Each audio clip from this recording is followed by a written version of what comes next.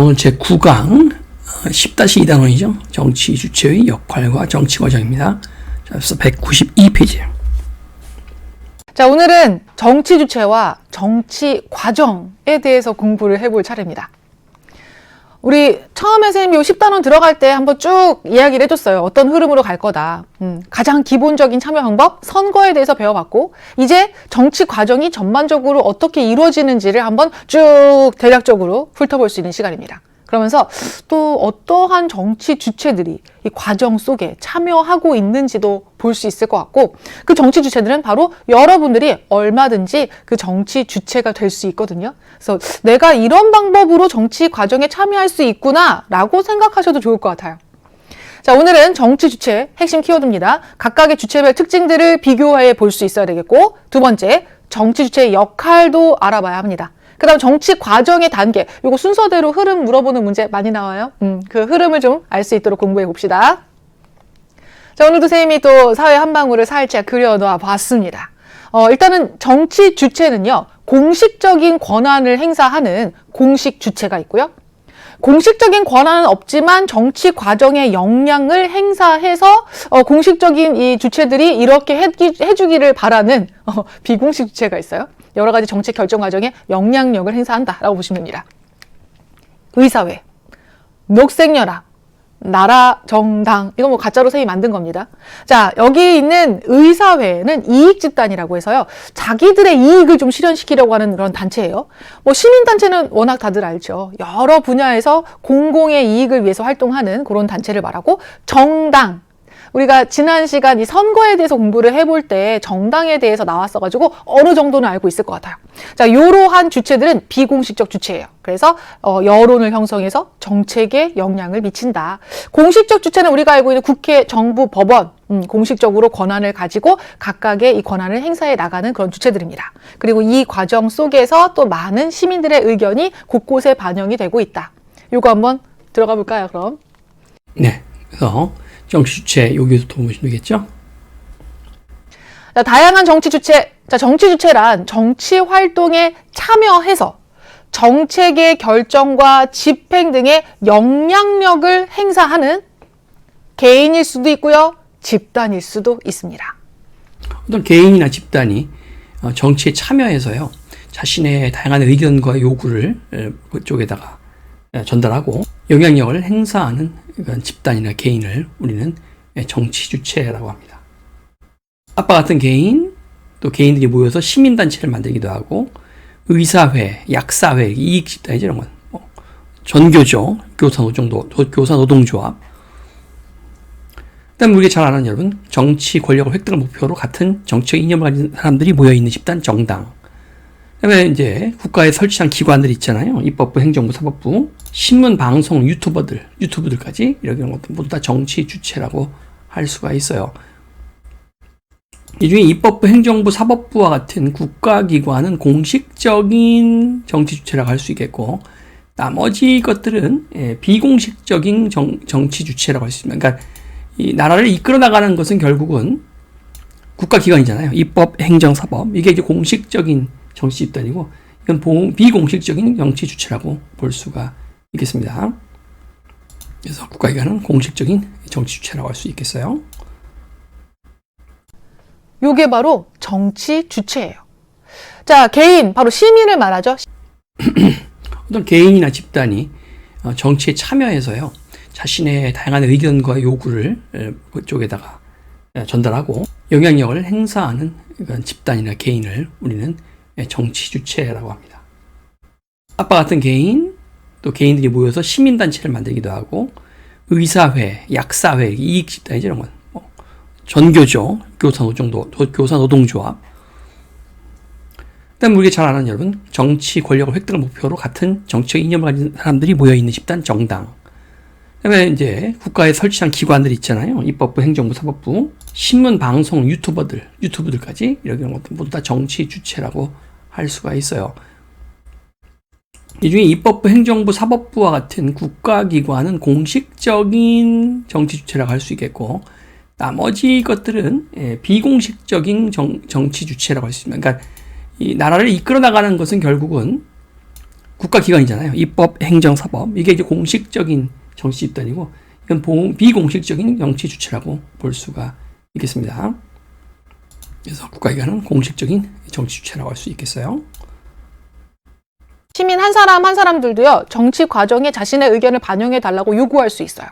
자, 그리고 시민 한 사람 한 사람이 아무래도 자신이 혼자 얘기하는 것보다 나와 뜻을 같이 하는 사람들끼리 뭉쳐서 의견을 전달한다면 더 잘 전달을 할 수가 있겠죠. 그래서 만드는 게 집단입니다. 어떤 것이 있냐면 이익집단, 시민단체, 정당과 같은 것이 있어요. 요렇게 이제 집단을 만들어서 활동도 할 수 있고, 또 언론, 국가기관, 요들도 정치 주체에 해당하고 정치 과정 속에서 다양한 영향력을 발휘하고 있습니다. 그걸 이제 들어가 보면서 하나하나 살펴볼 거예요. 자, 여기서 정책이 뭔지를 조금 더 짚어보고 가면 좋을 것 같습니다. 이 정책이라고 하는 것은 네, 정책 여기 있죠. 정책. 나라의 여러 이제 사람들에게 관계되어 있는 문제, 바로 공적인 문제. 이 공적인 문제를 해결하거나 또는 공공의 목표를 달성하기 위해서 공공기관이 수행하는 활동 방향이나 계획을 말해요. 자, 한번 적어볼까요? 이 정책이라고 하는 것은 공공기관이 어떤 목표를 달성하기 위해서 법을 기반으로 해서 만든 제도 형태로 우리에게 다가온단 말이에요. 그 정책이라고 하는 것은. 그래서 공공기관이 어떤 목적을 달성하기 위해서 하는 활동 계획, 이런 걸 정책이라고 하죠. 그 정책은 보통 법을 기반으로 한 제도의 형태로 우리에게 다가오게 됩니다. 정책. 영어로 policy라고 하죠. policy, 정책. 공공기관이 우리 나라를 위해서 요런 일을 해결해야겠어요. 요런 일을 잘 발전시켜 나가 보겠어요. 라고 할 때 그게 활동 방향이나 계획인 거죠. 그래서 공공기관이 세우는 활동 방향, 계획, 이게 바로 정책입니다. 우리 정부는 이번에 경제 발전을 위해서 다양한 경제 발전 관련 정책들을 만들어서 실행에 옮길게요. 할 때 이렇게 정책을 쓰는 거예요. 우리 교육부에서는 우리 학생들이 교육을 하는 게 좀 더 편안하고 또 즐거운 환경이 될 수 있도록 이러이러한 정책을 세울 겁니다. 이게 정책인 거예요. 그리고 또 집행에 옮기는 거죠. 자, 그래서 공공기관들이 세우는 이제 활동 방향이나 계획이 정책이구나. 그 정책이 결국은 국민의 삶에 영향을 미치고 우리의 삶을 변화시키는 아주 중요한 이제 이 권력을 가지고 이제 행사가 되기 때문에 그 부분에 우리의 의견이 반영될 수 있도록 하는 게 정말 중요하겠죠. 자, 그러면 정치 주체 어떤 주체가 있느냐? 앞서 선생님이 그림으로 그렸던 거 기억하시면 됩니다. 비공식적 주체와 공식적 주체로 크게 나눠볼 수가 있어요. 공식적인 주체는 공권력을 행사할 수 있습니다. 공식적인 권한을 행사할 수 있어요. 그 힘을. 이걸 바탕으로 뭐 법도 만들고 또 세부적인 뭐 규칙도 만들고 그래서 실행에 옮기고 할 수 있는 거. 그게 바로 공식적인 권한입니다. 이 공식적인 권한을 가지고 있는 주체로는 국회, 정부, 법원이 있고, 자, 이들이 아닌 요 비공식적 주체가 우리에게는 조금은 낯설 수도 있을 것 같아요. 적어보세요. 국가기관은 공식적 주체고요. 그 다음에 여기가 다 비공식적 주체들인 거죠. 정당은 정치 권력 획득을 목적으로 해서 뭐 후보자 배출하고 다양한 이런 이제 정당 홍보 활동들을 전개하고 국민들의 의견을 수렴하고 이런 일을 하고. 네, 정당. 언론은 말로써 여러 가지 정부의 정책과 뭐 방향들을 알려주고 또 비판하기도 하고 그런 주체예요. 이따가 더 자세하게 볼 거예요. 네, 그다음에 이제 언론이죠. 그리고 이익집단과 시민단체. 집단을 만들어서 정치 과정에 영향력을 행사한다라는 거 이제 공통적으로 보여지는데 좀 방향성이나 목표가 좀 다르죠. 이익집단과 이제 시민단체입니다. 이것을 다 비공식 주체라고 합니다. 정치 주체 중에 비공식 주체. 정치의 공식적 주체는 국가기관, 입법, 행정, 사법이죠. 입법, 행정, 사법이죠. 행정, 입법, 사법이죠. 법원까지. 이들이 여론을 형성하고 이런 정책이 국민 대다수가 바라는 바다라는 그런 정책을 제시를 해주는 거예요. 자, 이렇게 이제 일단 기본적으로 비공식 주체와 공식적 주체를 좀 구분해 보고, 그래서 공식 주체는 결국 정책을 만들 수 있고 집행할 수 있는 그런 주체들입니다. 그래서 그들이 만든 정책과 정책이 이제 집행이 되면 시민들에게 영향을 미치겠죠. 그럼 시민들이 이걸 받아서 이렇게 느껴보다가 이거 좀 부족한데 보완할 필요가 있는데 이거 좀 다른 게 필요한데라고 해서 다시 의견을 얘기하면서 그 정책이 이렇게 비공식적 주체를 통해서 다시 전달되고 이 과정이 돌고 도는 거예요. 정치 과정은. 자, 우리 자습서엔 여기 나와 있는데, 이쪽에, 193페이지 여기 나와 있는데요. 일단 먼저 알기 쉽게 이쪽에서 한번 새로 공부도 할 게 한번 그려보세요, 그냥. 공식적 주체와 비공식적 주체, 시민, 이렇게 세 개를 그려놓고, 시민들이 정책을 요구하고, 그러면 비공식적 주체들이, 정당이라든가, 언론사, 여러 가지 이익집단, 시민단체 등이 그걸 접수해서 여러 가지 여론을 이제 이렇게 점검하고, 그리고 거기에 알맞는 이 시민들이 요구하는 그 알맞는 정책을 이 주체들이 만들어서 공식적 주체인 바로 정부, 국회, 법원에 넘기는 거죠. 그럼 이들이 이제 여기서 올라온 그 정책을 가지고 공식적으로 채택하자, 진행하자, 법을 바탕으로 정책을 수립하는 겁니다. 법률을 기반으로 정책을 수립해요. 그걸 이제 시민들에게 이제 지키라고 집행을 하는 거죠. 시행을 하는 거죠. 시민이 또 그 법을 지키다 보니까, 그 정책을 지키다 보니까 또 뭐 여러 가지 불만이 좀 생겨요. 또 정책을 요구하고, 이 비공식적 주체는 다시 또 그걸 연구해서 정책 형태로 만들어서 여론을 국가에 전달하죠. 그럼 국가는 다시 이걸 받아다가 논의 끝에 법을 바탕으로 해서 이 정책은 집행하겠다. 법으로 이렇게 해서 딱 제도로 만들겠다. 제도화하겠다. 그럼 그걸 이제 제도화하면 시민에게 이제 그걸 지키라고 이제 강요할 거 아니에요. 그 다시 또 이제 거기에 대해서 뭔가 피드백이 또 이렇게 오고 계속 이렇게 도는 거지, 이렇게. 자, 한번 적어 보시고. 똑같은 얘기가 밑에도 여기 있습니다. 다시 보시면, 자, 이 비공식 주체들, 이익집단, 시민단체, 언론, 정당, 물론 개인도 이 비공식 주체를 할 수 있겠어요. 이 사람 비공식 주체들이 공식적 주체에게 요구하는 거죠. 우리가 이렇게 국민들의 의견, 여론과 여러 가지 그 니드를 우리가 받아서 정책으로 만들어서 줄게, 니들이 한번 연구 좀 해봐 하고 이제 주면 입법, 행정, 사법부에서 그것을 논의해서 법으로 타당하면 법으로 해서 정책으로 만들어서 제도로 시행하게 제도. 그 제도를 따라야 하는 건 국민이죠. 다시 국민은 거기에 대해서 또 피드백을 이렇게 준단 말이에요, 이쪽에다가. 이렇게 계속 돌고 있는 요 그림이나, 그죠? 그래서 이 국민들은 정책을 요구할 수 있다. 새로운 정책이나 또는 개정된 정책을 요구할 수 있다는 거죠. 오른쪽에 설명이 되어 있죠? 개인이나 집단이나 다양한 가치와 이익을 표출하면 이나 집단이, 언론과 정당은 또 이를 다시, 언론과 정당은 개인이나 여러 집단들의 의견들을 모아서 이것을 이제 국회와 정부에 전달하는 거죠. 그러면 정부나 국회나 사법부 세 곳은요, 이 사람들의 의견을 바탕으로 해가지고 정책을 수립하고 결정하고 집행하는 겁니다. 그럼 그걸 지켜야 될 사람 누구예요? 국민이죠. 국민이 그걸 평가하게 되는 거죠. 국민은 평가하고 또 여러 가지 피드백을 또 이쪽에 다시 주죠. 계속 이렇게 돌고 있는, 이렇게 하셔도 되겠고, 아니면 이렇게 하셔도 되겠고. 잘 필기하시고요. 자, 그럼 하나하나 정치 주체 들어가 볼 겁니다. 먼저 시민, 개인, 개개인의 시민, 이렇게도 얘기할 수 있겠죠. 자, 시민들이 바로 가장 기본적이고 중요한 정치 참여 주체입니다. 우리 한 사람 한 사람의 시민들이 가장 중요한 정치 주체들이에요.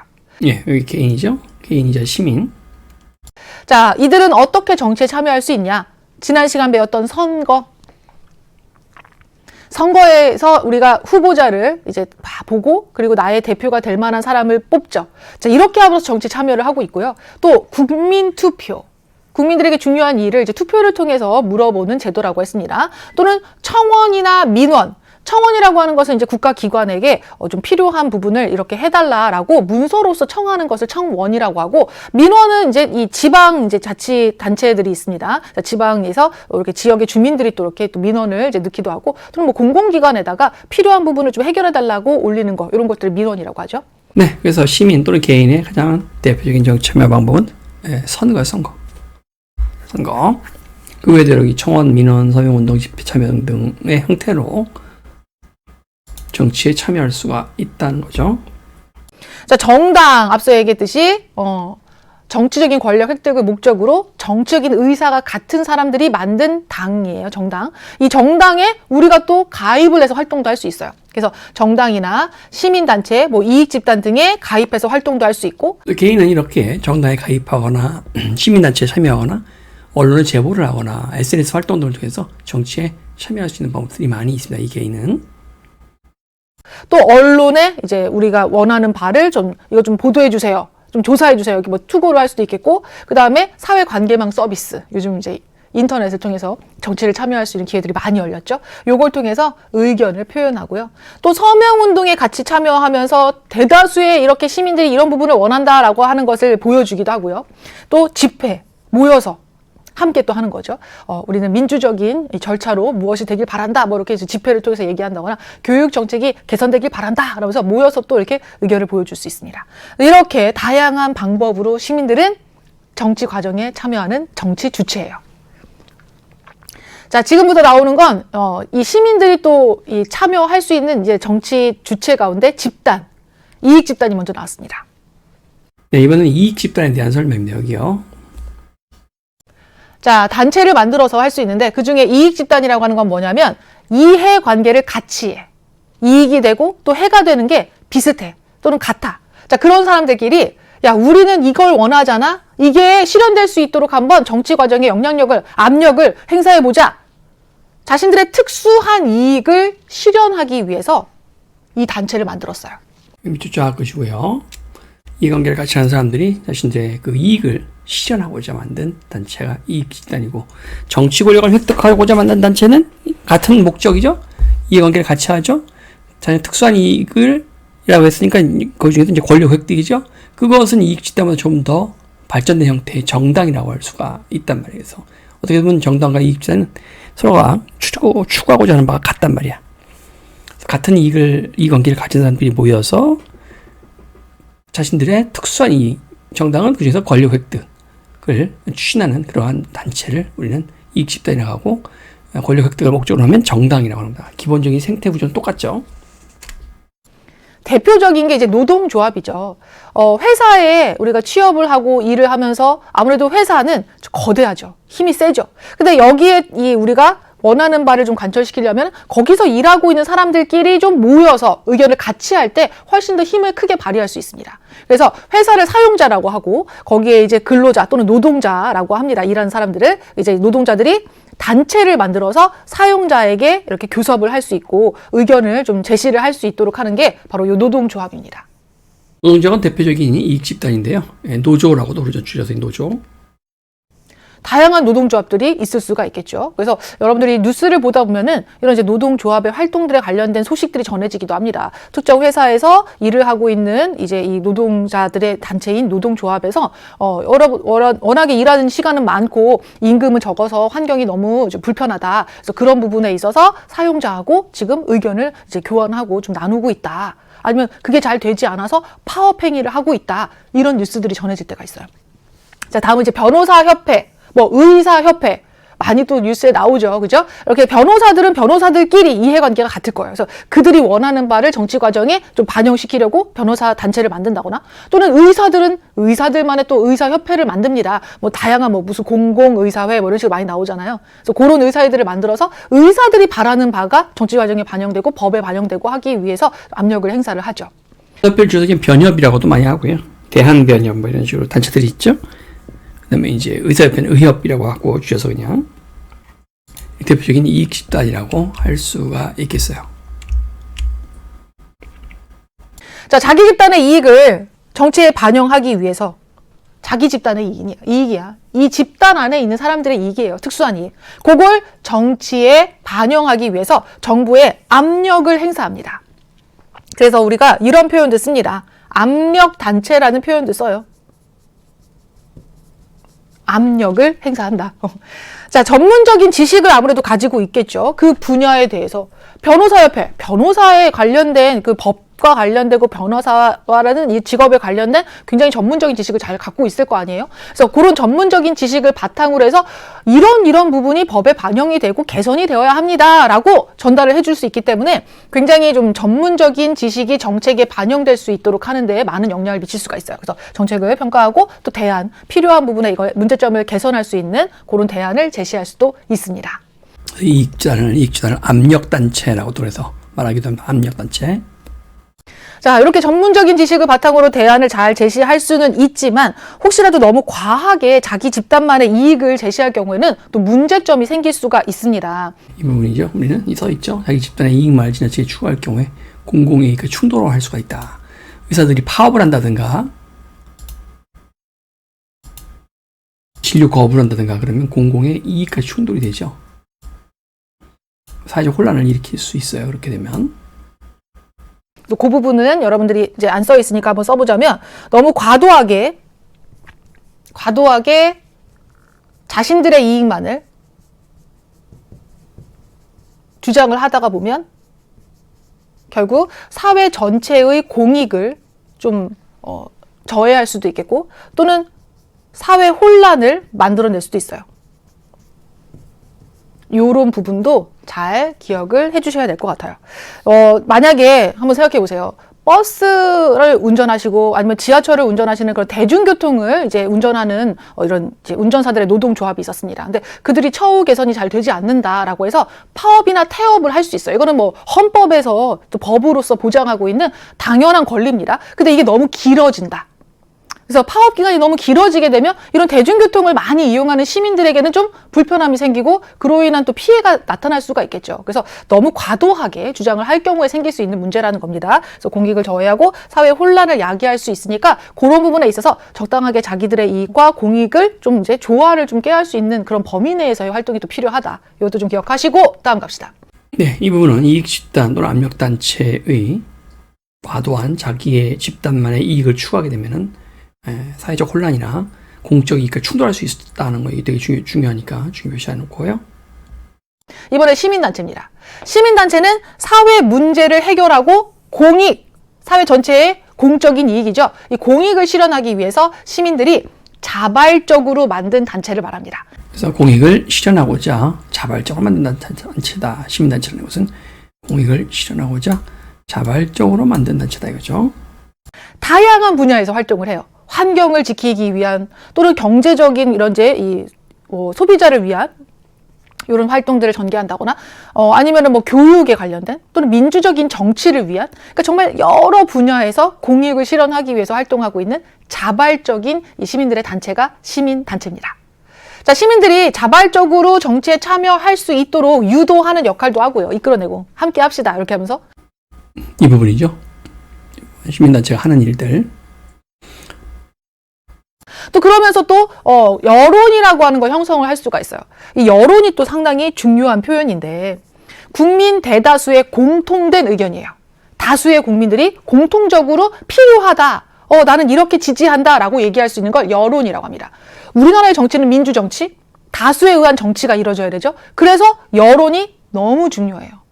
여론에 귀를 기울이고 그걸 잘 반영하려는 정치를 해야 합니다. 그래서 여론 정치라는 표현도 등장을 하기도 하는데 그래서 이제 필요한 부분에 있어서 잘 검증을 하고 다수의 의견을 좀 많이 받아들이려고 하는 정치를 해야 되죠.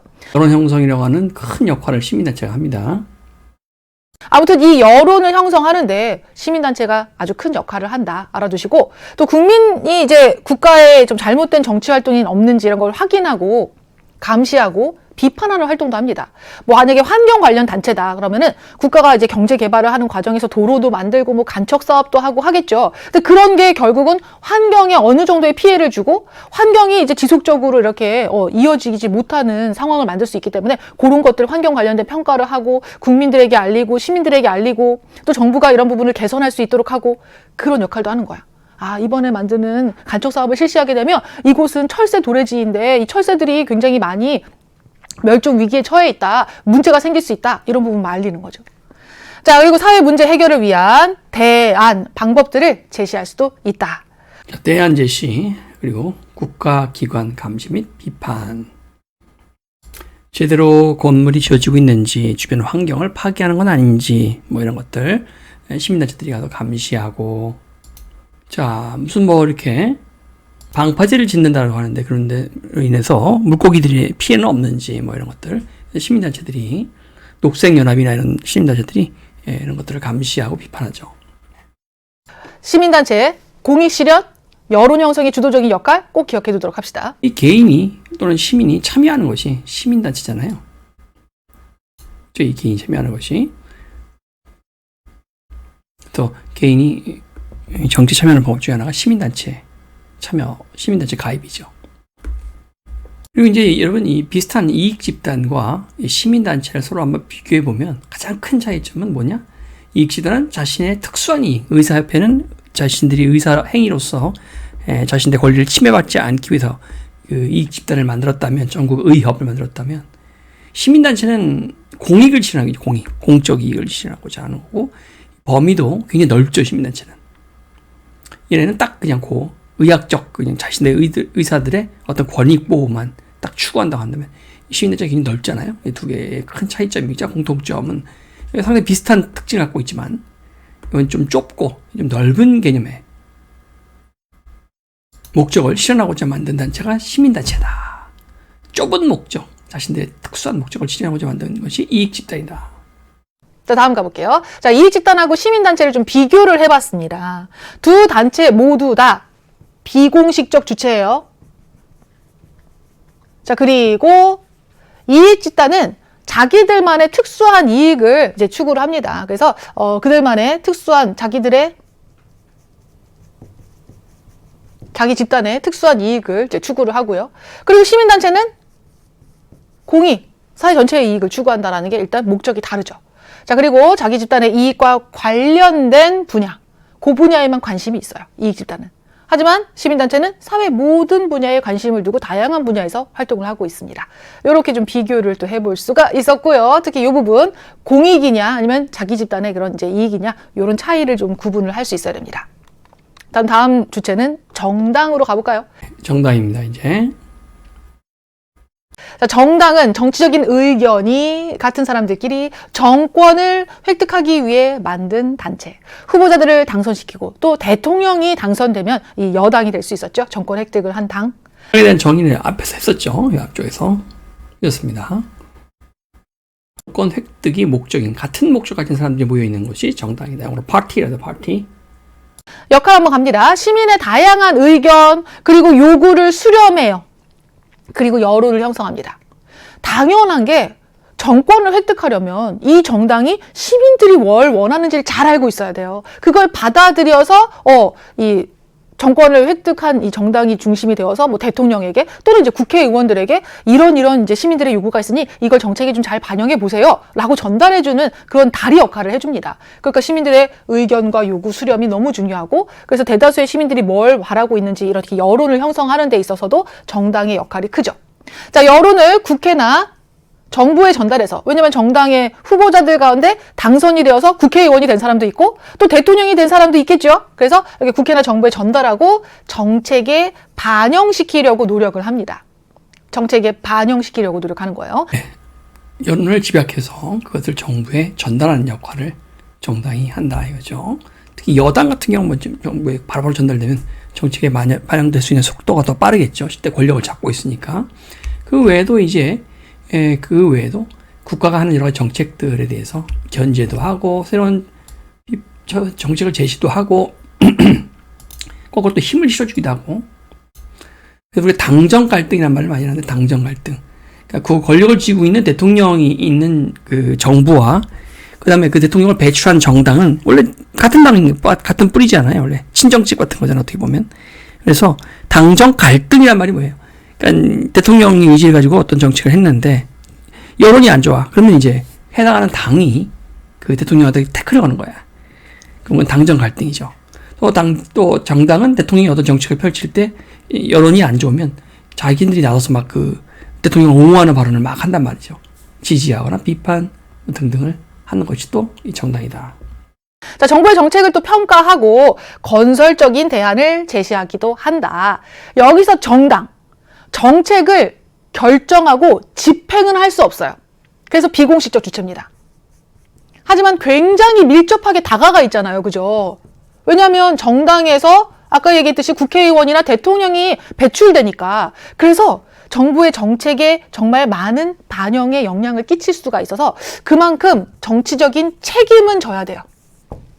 비공식적 주체지만 정치적인 책임이 있다. 우리 선거에서요, 이 선거가 이 정치 권력을 통제하는 역할을 하고 정치적인 책임을 물을 수 있다. 그래서 그 정당, 특정 정당이 당선된 이제 후보자들이 당선된 이후에 정치인이 돼서 정치를 잘 못할 경우에 다음 선거에 안 뽑는다고 했잖아요. 그죠? 그게 바로 정치의 책임을 묻는 거야. 그러니까 책임을 져야 되는 거예요. 무슨 말인지 알겠죠? 그래서 비공식적 주체지만 공식적인 주체들이 가지고 있는 정치적인 책임을 정당 또한 가지고 있다는 것도 좀 기억을 해둡시다. 자, 다음 가보겠습니다. 자, 이번에는 언론. 자, 언론은 대중매체. 이건 언론입니다.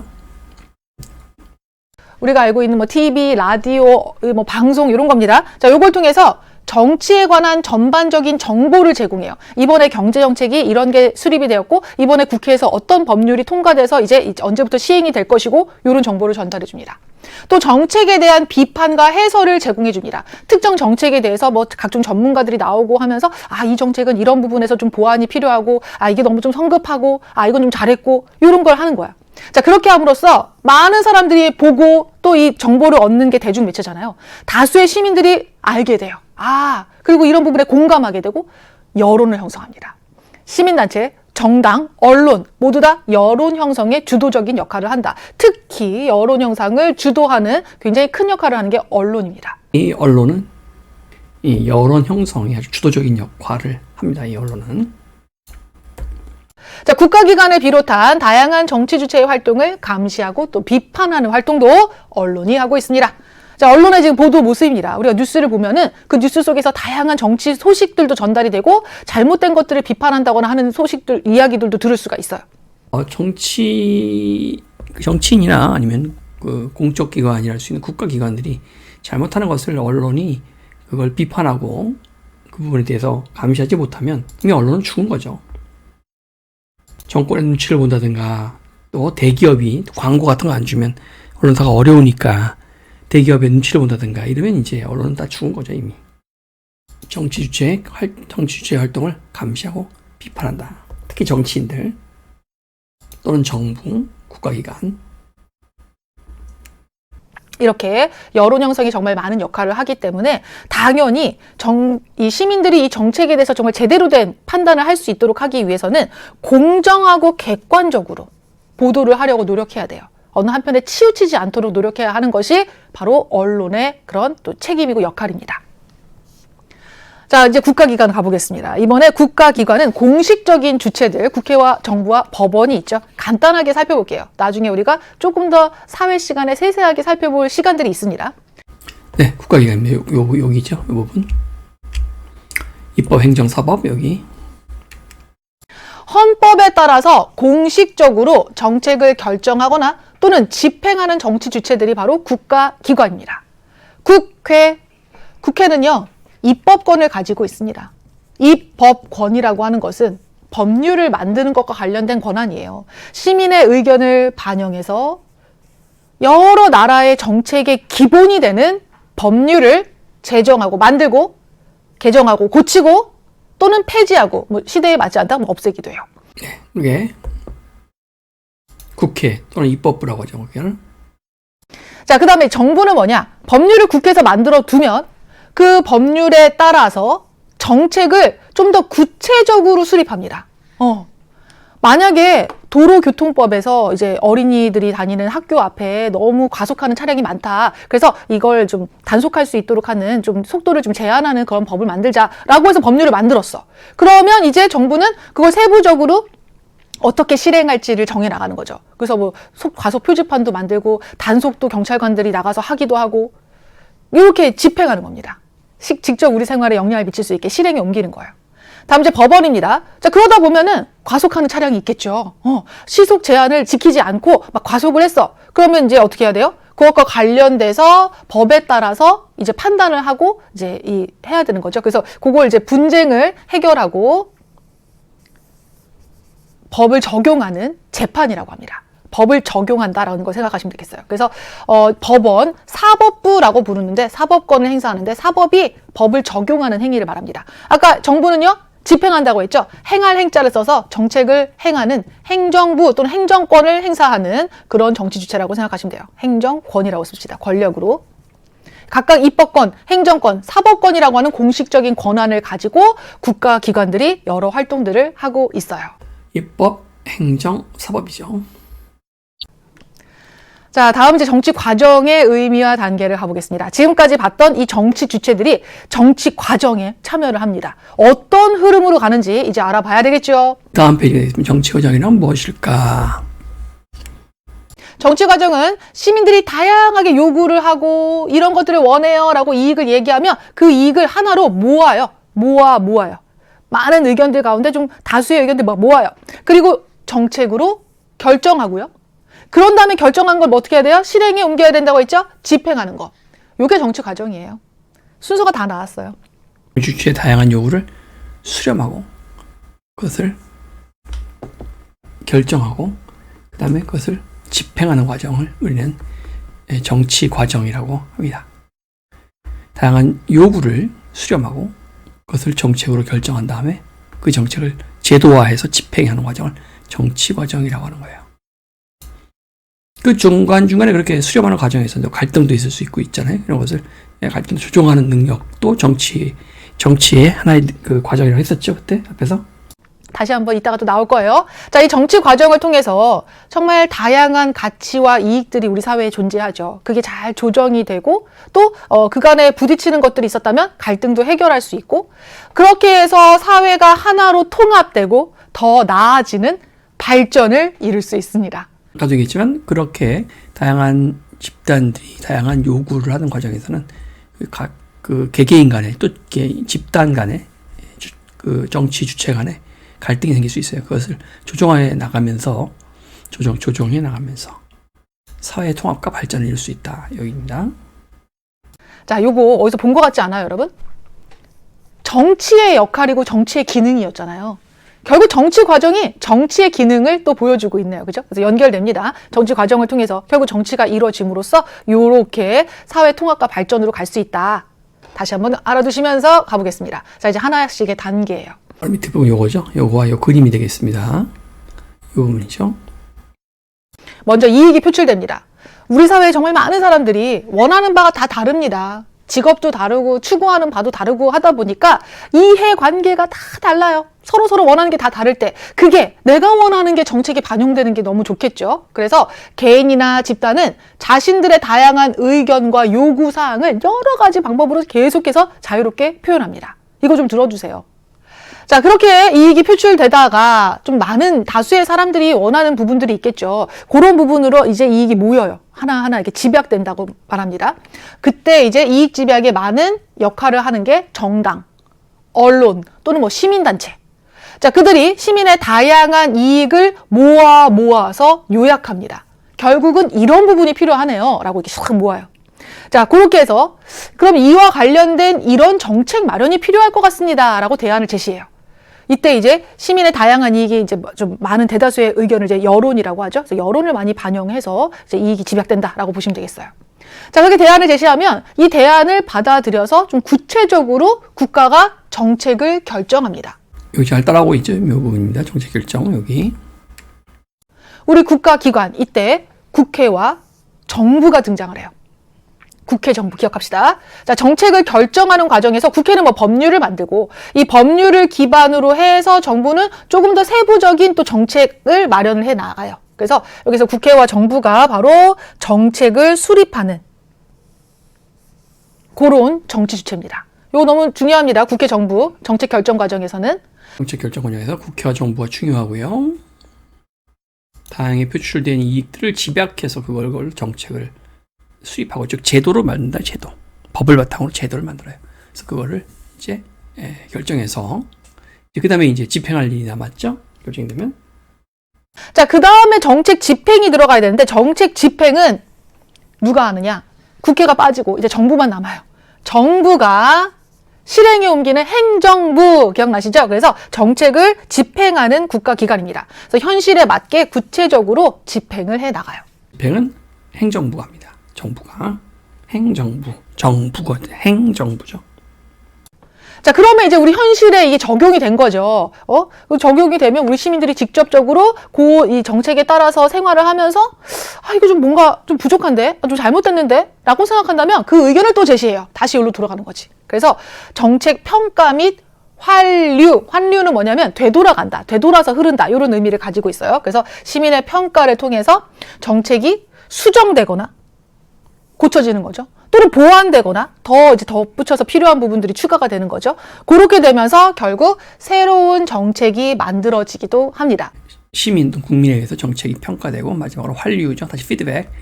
그래서 그 과정에서 이제 국민들이 불편을 느끼거나 좀 더 다른 아이디어가 있으면 개선된 안을 다시 정치 과정에 요구하게 되는 거죠. 이익 집단이라든가 시민단체 등이 요구하게 되는 거죠. 국민들이 다시 언론사나 정당에게 이 부분을 다시 또 전달하게 되고, 언론사나 정당은 이걸 좀 더 체계적으로 딱 집약해서 이렇게 이걸 집약해서요 국회나 정부에 넘기게 되면 국회나 정부는 이거를 정책을 잘 이렇게 검토해서 제도화하고 이제 이것을 그러니까 이제 제도로 결정하는 제도, 법을 바탕으로 해서 이걸 제도로 결정해 버리는 거죠. 그럼 그 제도를 이제 정부가 집행하는, 몇 월 며칠부터 집행하는 겁니다. 시행하는 거예요. 다시 평가는 또 국민이 하고요. 그리고 거기에 대한 피드백을 다시 또 이쪽에 주고요. 이 과정이라는 거죠. 환이란 말이 치환, 도로 컴백 환, 류, 흐를 유자, 영어로 flow, FLOW, 우리 영어 단어 외울 때 많이 했던 거, 인플루엔자, 플루, 그 FLOW죠. 그 류, 흐를 유자. 그래서 다시 흐른다는 거예요. 환유란 말이에요. 다시 원상복귀로 흘러가는, 다시 흐르는 것. 영어로는 피드백이라고 해요. 피드백. 한 번 만들어진 정책은 바뀌지 않아요가 아니죠. 바뀌어요. 이렇게 수정, 보완될 수 있습니다. 이렇게 해가지고 일단 정치 과정을 한번 순서대로 받고 이제 본격적으로 사례들을 만나볼게요. 정치 과정을 좀 간단하게 요약해 볼까요? 정치 주체별로 다양한 요구가 있잖아요. 다양한 요구. 그 다양한 요구를 집약해서 수렴해서 그 과정에 또 갈등도 생길 수 있죠. 갈등을 조정하고, 그리고 법에 근거한 민주적 절차에 따라서 그것을 정책을 결정하고 시행하는 과정, 집행하는 과정. 이 과정을 우리가 정치 과정이라고 할 수가 있겠다. 아주 중요한 얘기입니다. 여기는 아주 중요한 부분이에요. 중요 표시하시고요. 그냥만 보지 말고 이렇게 사례와 함께 봐야 문제도 제대로 풀 수 있습니다. 게임 셧다운제. 자, 우리 친구들도 많이 알고 있고 관심 있는 친구들도 있을 것 같은데, 게임을 좋아하는 친구들이라면. 자, 게임 셧다운제가 뭐냐면 오전 0시부터 6시까지 자야 될 시간이잖아요. 자야 될 시간. 그죠? 자, 이 시간에는 16세 미만 청소년들의 인터넷 게임 이용을 강제로 차단하는 제도입니다. 셧다운. 그냥 끝나는 거야. 종료돼 버리는 거죠.